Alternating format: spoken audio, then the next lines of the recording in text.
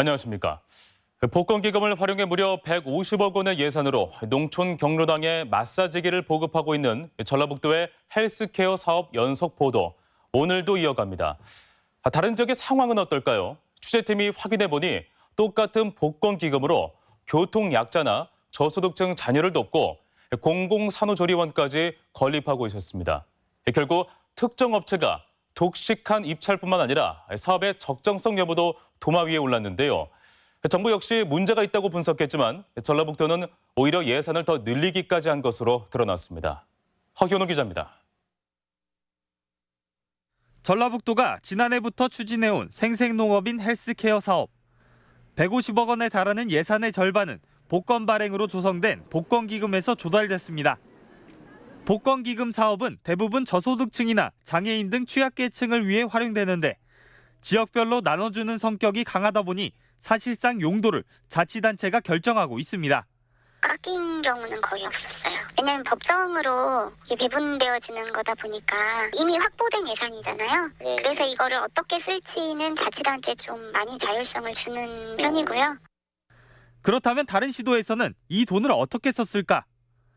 인천과 광주 등 상당수 시도는 교통약자를 지원하는 운송 사업을 벌였고 경기도는 저소득층 자녀의 장학금으로 울산은 공공산후조리원 건립에 사용하는 등 대부분 취약계층을 위한 필수 사업에 활용했습니다.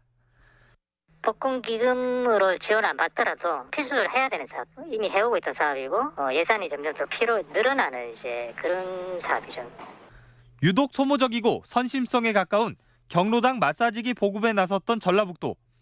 지난해 자치단체별 복권기금 사업을 분석한 기획재정부 역시 전라북도의 헬스케어 사업을 말 그대로 문제 사업으로 분류했습니다. 기재부는 해당 사업이 이례적인 복지 지원에 그칠 우려가 있어 파급 효과가 미미할 것으로 평가했고 오히려 농업인의 건강관리를 위해서는 시내 병원 이용을 용이하게 하는 방안을 찾는 등 근본적인 대책이 필요하다고 강조했습니다. 또 아동과 여성 등 마을 주민 모두를 위한 사업으로 대상을 확대해야 한다며 수혜 대상이 좁다는 점도 지적했습니다. 하지만 전라북도는 올해 무려 15억이 넘는 예산을 지난해보다 더 투입했습니다. 예산을 감축할 수도 있는 거잖아요. 그래서 다른 데에 더 쓰고. 그렇죠. 그러긴 하는데 2020년 상반기 때 결정을 하잖아요. 근데 이제 그때는 이제 이런 게 안 나오니까. 복권기금 사업이 이처럼 방만하게 운영된 데는 지방의회에서의 예산 심의가 제대로 이뤄지지 않는다는 점도 한몫을 했습니다. 기금과 지방비 50대 50의 사업 구조상 자체 예산을 삭감하면 기금 지원도 그만큼 줄어드는 예산 특성상 대부분 원안 그대로 의회를 통과하고 있는 겁니다. 그냥 자동 패스 같은 예산이죠. 사실 우리 시군은 그거 안 하겠다 하면 안 할 수는 있어요. 근데 이제 통상의 관행들이 중앙정부에서 뭔 돈을 받아왔는데 안 하는 게 좀 이상한 형식으로 돼 있거든요. 사업 목적에 맞는지 그리고 예산이 적정한지 특혜 소지는 없는지 무엇 하나 제대로 검증되지 않은 생생농업인 헬스케어 사업.